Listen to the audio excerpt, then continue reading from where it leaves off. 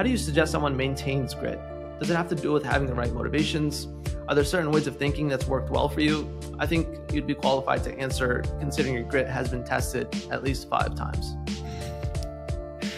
I think grit is something that you build up over time. I don't think you're necessarily born with it. I think you build it up kind of like a shield of armor by putting yourself in uncomfortable and challenging situations. I would not say that I had grit or had resilience early in my life and early in my career. It took years, I would argue, decades to build that. So the first thing is, when it comes to grit, you just have to build it up over time. I'm a big fan of kind of having optimal deprivation. Optimal deprivation is finding ways in which you can deprive yourself of certain things so you don't get too comfortable, because the more comfortable you get, the harder it is to build grit and to get harder and to build that resilience over time. So grit is not something that comes naturally. It is something that you build over time. I'm joined by Mike Molinet, co-founder of Branch, a mobile linking and measurement platform that helps brands deliver seamless mobile experiences and measure marketing campaigns for apps.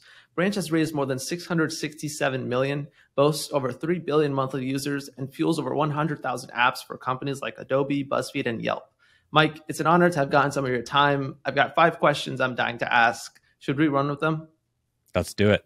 Mike, in 2007, you graduated from Bucknell University with a bachelor's in mechanical engineering. Shortly thereafter, you found yourself at 3M as a product development engineer. During your 5-year tenure at 3M, you started experimenting with different businesses on the side.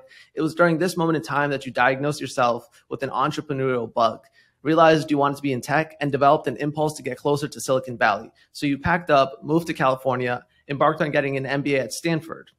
Ultimately, the pursuit of higher education is what led you to cross paths with Alex, Dimitri, and Mada, your partners in crime in creating Branch. It's funny how things can work out sometimes. If you hadn't gone to Stanford, you wouldn't have met your co-founders, and Branch likely wouldn't have materialized. After having worked 5 years in the professional world, what drew you back to academia? For people that aspire to reach your position, what do you have to say about the value of going to an institution like Stanford? So the story goes back even further, where I tried to actually get my part-time MBA, got denied to have my job pay for it as an engineer. And that's when I decided, let me look at full-time MBA programs. So I looked at top 5 programs, and I knew I wanted to start a company. I knew I wanted to ideally be in Silicon Valley, and that really drew me to either Stanford or Berkeley, and figured at that time, Stanford and Harvard were number 1 and number 2. So let me apply there and see if I could get in, and ended up signing up for the GMAT, taking the GMAT 5 weeks later, and then did well and had about a week to write my application. I think what drew me to wanting to get my MBA, get my full-time MBA, and then especially at Stanford, was ultimately the network. There's a lot of different reasons to go to business school, but education online today has as much, if not more, information than you can get at business school. Business school is great for a lot of different reasons, but for me, ultimately, it was the network. I was living in Minnesota at the time. I was working at a large company, but I didn't know people in tech. I didn't know people in Silicon Valley. I didn't know investors, and that was ultimately where I wanted my future to go. So I found the best path, which for me was to go to Stanford, build the network, stay in Silicon Valley, and then ultimately leverage that to try to start a company. And so for me, ultimately, it was the network. And I think in a lot of cases in life, network and relationships are ultimately what can really drive success in your business. For sure.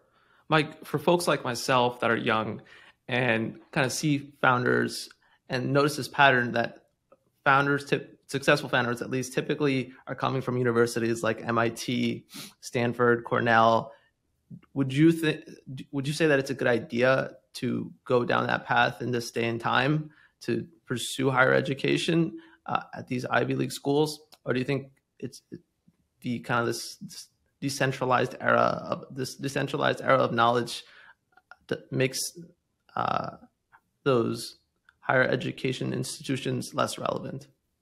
Yeah, I'd say I'd split that into 2 things. 1, do you need to go to a top school? And then 2, should you go to school, whether it's a master's or bachelor's in general? So do you need to go to a top school? Absolutely not. For me, Stanford was because it's in the heart of Silicon Valley. If it had been some other school also in the heart of Silicon Valley, I probably would have considered it. But the nice thing about going to a, for me, top 5 MBA program was my limit. It made it worthwhile from an ROI perspective to be willing to quit my job for 2 years, go $180,000 in debt, not make an income during that time, because then having a degree from a Stanford, a Harvard, wherever, or any top 5 program, top 10 program, was going to assure me that long-term I would still likely have success. And so top schools aren't required. In fact, my undergrad was Bucknell. So, not an Ivy League school, not a top 10 school, but still a good program as well. And loved my time there. In fact, I value my time at Bucknell more than if I think I went to an Ivy League school. Then the second question is, how should people be thinking about college, about masters, about going to school in general? And what I'd say is there's no one size fit all. And instead, what you really need to look at is ROI. If I'm going to go, I graduated undergrad with $40,000 in student debt, but I was an engineer. I knew I could come out of undergrad, make $60K as an engineer versus the average salary of $30K. And in a few years, I'd be able to pay that off. So if you're going to go $200,000 in debt, getting a degree that you won't be able to make very much money, that can be really challenging. But what you're really doing is making an investment in your future. So school can be really good if it's going to help further not only your education, but further your profession, build your network, et cetera. So that's the way I looked at Stanford. I looked at it as, I'm going to pay $180,000. I'm going to go deep into debt, but I'm going to build the best network I possibly can. And it's going to enable me to do things that I otherwise wouldn't be able to do. So I was really just taking on debt short term to maximize my value long term. And for me, that ROI calculation makes sense.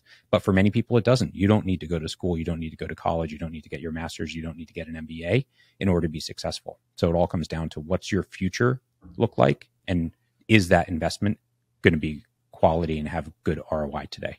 Prior to founding Branch, you and your co-founders worked on a mobile app called Kindred Prints, which was an app for making printed photo books and photo prints from your phone. When working on Kindred, you guys quickly realized that discovery was extremely competitive in traditional app marketplaces. It was virtually impossible to go against the ad dollars and connections of more established publishers. In an effort to drive more organic users and lower your cost of acquisition, you started building your own sharing and referral link mechanisms. And to keep track of what organic marketing initiatives were working, you also built your own attribution. Then one day you stepped back and realized that all the efforts that you were putting into growing Kindred were actually to solve a larger problem, an area the entire app ecosystem was lacking: measurement, deep linking, and user experience. Thus emerged Branch. You discovered a massive opportunity by starting with an idea that in hindsight was rather insignificant. With this in mind, how does someone go about seeing the bigger picture? What signs convinced you to take Kindred behind the barn? Because when you're in the weeds, it's easier said than done. Yeah, this could be really challenging, but I think the biggest piece of advice that I give to aspiring entrepreneurs or to people thinking about doing something is to just get started, because it is near impossible to imagine what the bigger picture could be and what the future opportunities you could uncover over time. And so for us, we knew as founders that we just needed to get started doing something. And actually, Kindred wasn't our first business as co-founders. We started an idea before that, which was basically Fitbit for dogs. And then we did Kindred Prints, which was a photo book making app. But it was only through trying to scale that photo book making app for a year that we discovered the problems that you mentioned. And it was only through those struggles that we realized the opportunity that existed with Branch. Had we sat in a room for a year and not tried to grow that app, we never would have uncovered the challenges. And so the biggest piece of advice I have is just start doing something, because your first idea, your second idea, they may not be the thing, but what they'll do is they'll lead you down a path where you might discover the real big opportunity. And if you look at a lot of successful companies, especially companies like Slack, they didn't start with that idea. They started with something else and then eventually stumbled upon it. Now, I'm a big fan of starting in a niche, start in some area. For us, we started with deep linking, mobile app deep linking in 2014. Not necessarily a seemingly big opportunity, but when you started to get into it and then you realize all the different ways that people could use such a tool, we started to uncover all the other opportunities that have led us to cross 100 million in annualized recurring revenue and be a multi-billion-dollar company. Now, how do you know when it's time to kill an idea or to shut something down or to take it behind the barn? I would say it really varies, and it depends on the context of the situation, because you need to have the right combination of grit and resilience and sticking with something long enough to give it a fair shot, while at the same time constantly questioning whether or not that is the thing. For us, we decided about a year in to pause and look to where Kindred was and then say, is this what we want to be doing for the next 10 years? And what we decided was no. So that was the point for us to say, okay, is there something else that we know about the industry that maybe we could help fix? And that was really the pivotal moment. But you do have to give it enough time. If we'd quit after 3 months, we probably wouldn't have discovered the branch opportunity, but it was after a year that we really uncovered the opportunity. The first 5 companies you started failed. Even Kindred in some ways was a failure. However, it seems like you were never discouraged. And because of that relentless pursuit, today you can say that you've created a company worth over $4 billion. You've mentioned that outside of luck, the one factor you'd attribute to your success is grit, the ability to weather storms and emerge stronger. How do you suggest someone maintains grit? Does it have to do with having the right motivations? Are there certain ways of thinking that's worked well for you? I think you'd be qualified to answer, considering your grit has been tested at least 5 times. I think grit is something that you build up over time. I don't think you're necessarily born with it. I think you build it up kind of like a shield of armor by putting yourself in uncomfortable and challenging situations. I would not say that I had grit or had resilience early in my life and early in my career. It took years, I would argue, decades to build that. So the first thing is, when it comes to grit, you just have to build it up over time. I'm a big fan of kind of having optimal deprivation. Optimal deprivation is finding ways in which you can deprive yourself of certain things so you don't get too comfortable, because the more comfortable you get, the harder it is to build grit and to get harder and to build that resilience over time. So grit is not something that comes naturally. It is something that you build over time. In terms of motivation, there's, lots of great charts out there that show the difference between motivation and discipline. And I'm a big believer that motivation comes and goes. It ebbs and flows. It is not always there. And in fact, most days it's not, especially on the hardest days. But if you maintain discipline, consistent discipline, especially on those hard days, then you'll come out ahead, because it's on those hard days that most people quit, when most people don't feel like going to the gym, when they're tired and they just want to lay on the couch. If you go to the gym that day and the next day and the next day and the next day, despite the days when you're not motivated, then you will naturally break through and you will be head and shoulders above everyone else that only went to the gym when they were motivated. And the same thing comes to startups. You can't just work hard or do outbounding or do the things that you need to do to build a business when you're motivated to do it. If you're relying on motivation to build your company, you're probably not going to be successful. You instead need to have discipline. So on the hardest days when you don't want to get out of bed, you get out of bed, you do your outbounding, you do whatever it is that you need to do, and you work hard because of the discipline, not the motivation. Your parents were Cuban immigrants who had moved to the US with very little. They came from nothing, and this was a circumstance you've actually described as one of your greatest advantages in life.